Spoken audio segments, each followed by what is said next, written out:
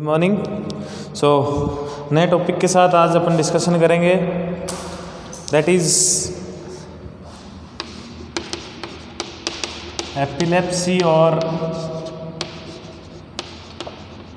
Seizures.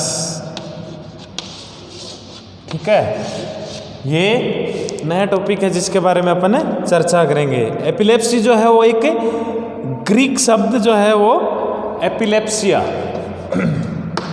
एक Greek word है एपिलेप्सिया, उससे बड़ा है जिसका मीनिंग क्या होता है, जिसका मीनिंग होता है सीजर्स। ठीक है, the recurrent episodes of seizures is known as epilepsy. ठीक है, एपिलेप्सी सॉरी एपिलेप्सी एक ब्रेन डिसऑर्डर है जिसमें क्या होता है, जो अफेक्टेड पर्सन है उसको रिकरेंट एपिसोड्स ऑफ सीजर्स आते हैं। ठीक है, तो उसको अपन क्या बोलेंगे, एपिलेप्सी बोलेंगे। सीजर्स क्या है? सीजर्स ये अपने एक एबनॉर्मल सडन इलेक्ट्रिकल डिस्चार्ज है। ठीक है, अपने ब्रेन में एक सडन एबनॉर्मल इलेक्ट्रिकल डिस्चार्ज है जिसमें क्या क्या चेंजेसमेंट होते हैं, किस में चेंजेसमेंट होते हैं। पहला इसमें चेंजेसमेंट होता है आपके कॉन्शियसनेस में,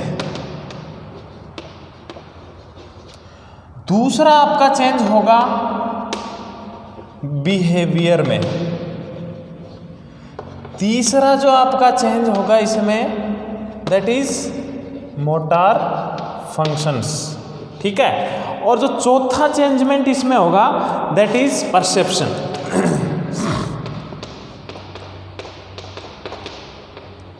ये चार चीजें हैं जिसमें एबनॉर्मलिटी देखने को मिलती है। ब्रेन में क्या होता है, एक सडन इलेक्ट्रिक डिस्चार्ज होता है जिसके कारण इन चार चीज़ों में क्या होता है, एबनॉर्मलिटी उत्पन्न होती है। किसमें? कॉन्शियसनेस में, बिहेवियर में, मोटर फंक्शन में और परसेप्शन में। इन्हीं को अपन ने क्या नाम दे दिया, कंबाइंडली इन्हीं को अपन ने नाम दे दिया सीजर्स। ये जो इलेक्ट्रिकल डिस्चार्ज आ रहे हैं उनको अपन ने क्या नाम दे दिया, सीजर्स दे दिया। चार चीज़ें चेंज हो रही हैं, बिहेवियर, मोटर फंक्शन, परसेप्शन और कॉन्शियसनेस। ठीक है, अब बात ये है कि ये किस कारण से हो सकती है। ठीक है, तो ये अपने ब्रेन के साथ किसी इंजरी के साथ भी एसोसिएटेड हो सकती है। ठीक है, कोई ट्यूमर हो उसके कारण भी ये हो सकती है। बात करते हैं इसकी ईटियोलॉजी की। अगर इसकी अपन ईटियोलॉजी की बात करें तो इसमें जो एग्जैक्ट ईटियोलॉजी है दैट इज इडियोपैथिक, अननोन है।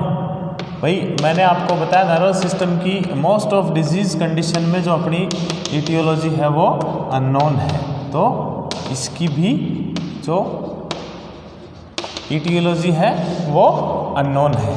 दूसरा, जैसा मैंने आपको बताया, इसमें क्या हो सकता है, ब्रेन ट्यूमर हो सकती है। ठीक है, डिफरेंट टाइप्स हैं ब्रेन ट्यूमर के, उनके कारण ये हो सकती है। जैसे ग्लीमा हो सकता है, ठीक है, या फिर न्यूरोब्लास्टोमा हो सकता है। ठीक है, इनके कारण ये हो सकता है। दूसरा, मैंने आपको बताया था कि किसी प्रकार की कोई इंजरी हो सकती है ब्रेन को। ठीक है, कोई किसी प्रकार का कोई जैसे ट्रॉमा हो गया, इंजरी होगी, कोई एक्सीडेंट हो गया, उसके कारण हो सकता है। किसी प्रकार का कोई इन्फेक्शन हो सकता है ब्रेन का। ठीक है, इन्फेक्शन जैसे आपका हो गया मेनिंजाइटिस हो गया। ठीक है, उसके अलावा आपका किसी प्रकार का कोई ब्रेन एब्सेस हो गया। ठीक है, ये इन्फेक्शन में आएंगे। इसके अलावा इसकी ईटियोलॉजी में स्ट्रोक हो सकता है। ठीक है, ब्रेन स्ट्रोक जो है वो इसका ईटियोलॉजिकल फैक्टर हो सकता है। कुछ मेटाबॉलिक डिसऑर्डर्स हैं, जैसे डायबिटीज़ मेलाइटस हो गया, हाइपोग्लाइसेमिया हो गया। ठीक है, हाइपरनेट्रेमिया हो गया, हाइपरकैल्सेमिया हो गया, ये भी हो सकते हैं।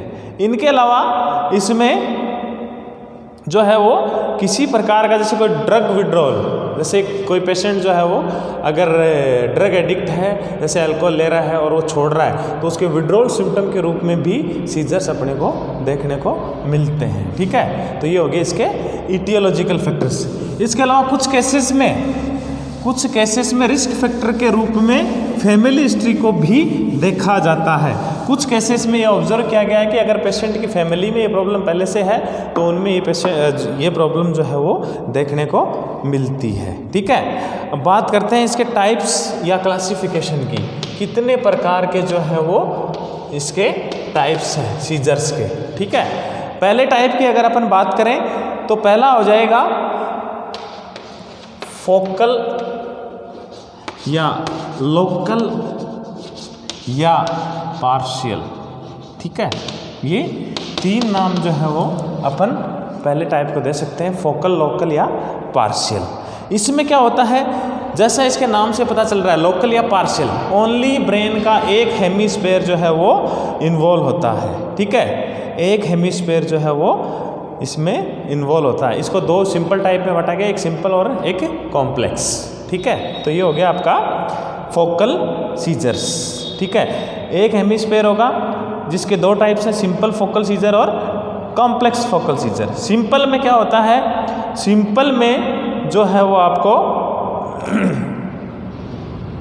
कॉन्शियसनेस जो है वो इंटैक्ट रहती है। ठीक है, इसके अगर अपन टाइप्स की बात करें तो सिंपल फोकल हो गया और कॉम्प्लेक्स फोकल।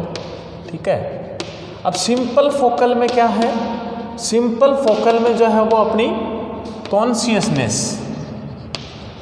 कॉन्शियसनेस तो क्या रहती है, इंटैक्ट रहती है, इसमें किसी प्रकार का कोई बदलाव नहीं होता है। और जो अपने मोटार फंक्शन हैं उनमें क्या हो जाता है, मोटार फंक्शन में अल्ट्रेशन हो जाता है। ठीक है, मोटार फंक्शन में अल्ट्रेशन हो जाता है। कॉन्शियसनेस अगर इंटैक्ट रह रही है, एज इट इज रह रही है, तो उसको अपन क्या बोलेंगे, सिंपल फोकल सीजर्स। ठीक है, दूसरा अपने पास है complex focal seizures.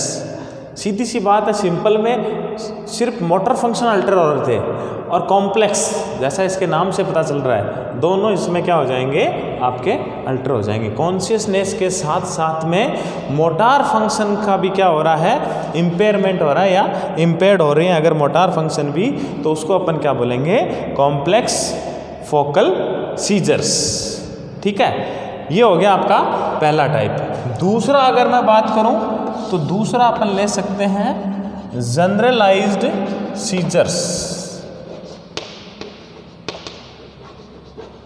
Generalised seizures, अब जनरलाइज्ड सीजर्स का क्या मतलब है, जैसा अपन ने देखा फोकल में क्या हो रहा है, सिर्फ ब्रेन का एक हेमिस्फीयर जो है वो इन्वॉल्व हो रहा है। जनरलाइज में क्या हो जाएगा, पूरा ब्रेन जो है वो इसमें इन्वॉल्व हो जाएगा। कंप्लीट ब्रेन अगर इन्वॉल्व हो रहा है तो उसको अपन क्या बोलेंगे, जनरलाइज सीजर्स।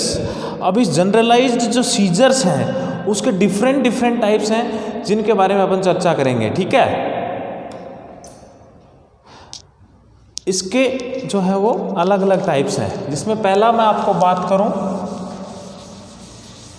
पहला अगर मैं बात करूं इसमें जनरलाइज सीजर्स में होल ब्रेन जो है इसमें शामिल होता है। पहले की अगर मैं बात करूं तो पहले का नाम दिया है अपन ने पेटिटमल सीजर्स या एब्सेंट सीजर्स।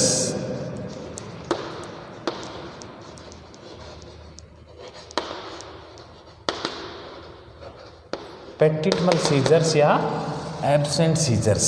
ठीक है, इसमें क्या होता है, जैसे इसके नाम से पता चल रहा है, एब्सेंट सीजर से आप लोग समझ गए होंगे, सीजर्स जो है वो एब्सेंट रहते हैं, लेकिन ऐसा नहीं है। ठीक है, सीजर्स तो एब्सेंट नहीं रहेंगे, लेकिन जो अनकॉन्शियसनेस आती है, जैसा मैंने बताया कि सीजर्स में क्या होता है, कॉन्शियसनेस जो है वो अल्टर हो रही है,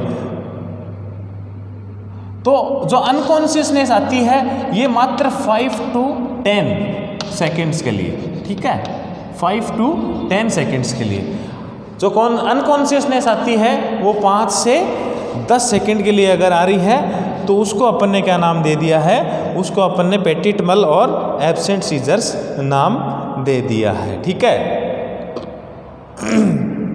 दूसरा क्या आ गया इसमें, दूसरा आपका आ जाएगा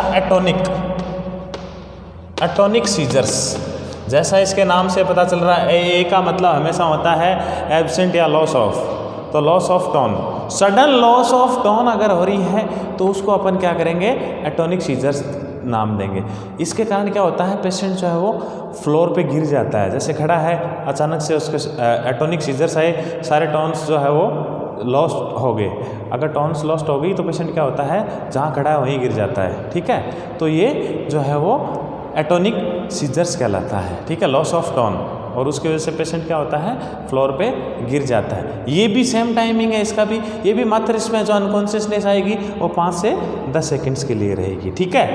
दूसरा अगर अपन देखें माइक्लोनिक सीजर्स,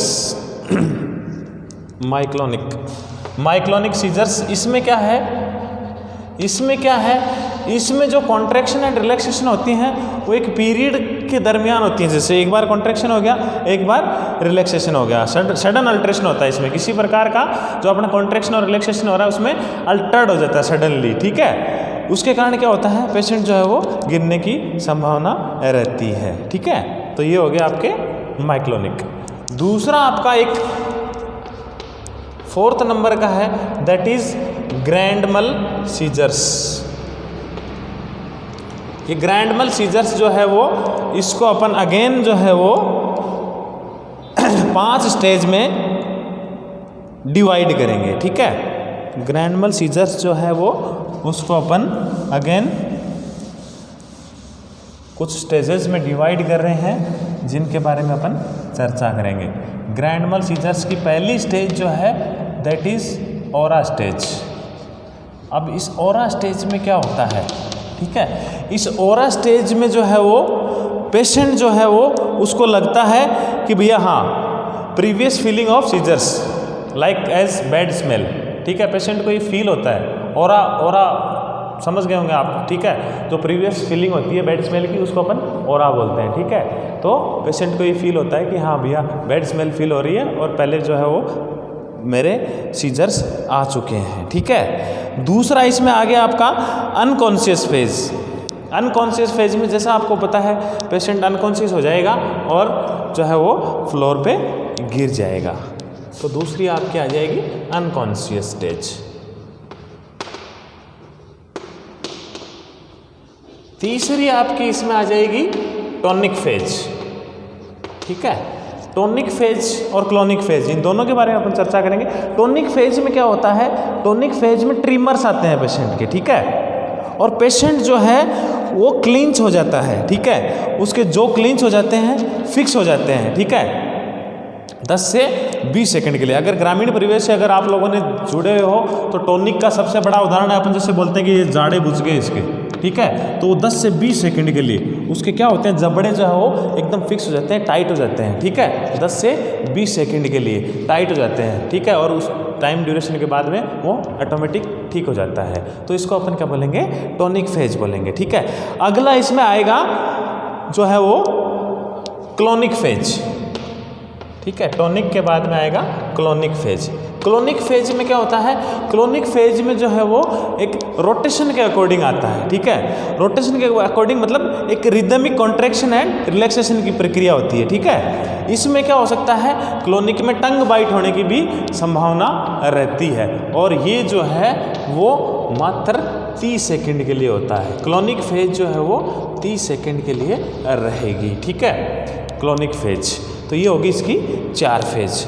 दूसरी और जो अंतिम फेज है दैट इज रिट्रोग्रेड एमनेसिया, ठीक है। इसमें क्या हो जाता है, रिट्रोग्रेड एमनेसिया आप सब लोगों को पता है, इसमें जो पेशेंट है वो रिसेंट मेमोरी लॉस हो जाती है, पेशेंट कन्फ्यूजन में चला जाता है, ठीक है, उसके जो सलाइवेशन है वो ड्रॉल होते रहता है, ठीक है, जैसे मुंह से लार टपकती रहती है, और जो स्मेल है वो फ्राउथी स्मेल आती रहती है, ठीक है। तो ये आपके किसमें आ जाएंगे, रिट्रोग्रेड एमनेसिया में। तो ये ग्रैंड mal सीजर्स की 5 स्टेज हैं, एक ओरा स्टेज है, दूसरी अनकॉन्शियस स्टेज है, तीसरी टॉनिक है, चौथी क्लोनिक है, और 5वीं रिट्रोग्रेड एमनेसिया हो गई, ठीक है। तो ये हो गए इसके टाइप्स, ठीक है। ये सीजर्स के बारे में क्वेश्चन, लॉन्ग क्वेश्चन आने की संभावना रहती है, इसलिए आप लोगों को ये चीज़ जो है वो ध्यान में 100% रखनी ही है, ठीक है। कई बार पूछते तो नहीं है, लेकिन शॉर्ट फॉर्म में जो है ये टाइप्स पूछ सकते हैं कि कौन कौन से जो टाइप्स जो है वो इसके हो सकते हैं, ठीक है। अब बात करते हैं इसके इन्वेस्टिगेशन की। इन्वेस्टिगेशन अपन क्या क्या कर सकते हैं, इन्वेस्टिगेशन आप सब लोगों को पता है, हिस्ट्री आप इसमें कर सकते हो, ठीक है, फिजिकल एग्जामिनेशन कर सकते हो। इसके अलावा आप इसमें स्कल एक्सरे कर सकते हो, सीटी स्कैन कर सकते हो, एमआरआई कर सकते हो, सीएसएफ एग्जामिनेशन किसी इन्फेक्शन वगैरह के लिए आप कर सकते हो, EEG इलेक्ट्रोइंसेफेलोग्राफी आप इसमें कर सकते हो। इसके अलावा ब्लड एग्जामिनेशन भी आप इसमें कर सकते हो। तो ये क्या होगी, इसके इन्वेस्टिगेशंस हो गए। ठीक है, इसका जो रिमेनिंग पार्ट है वो अपन नेक्स्ट क्लास में देखेंगे। Thank you.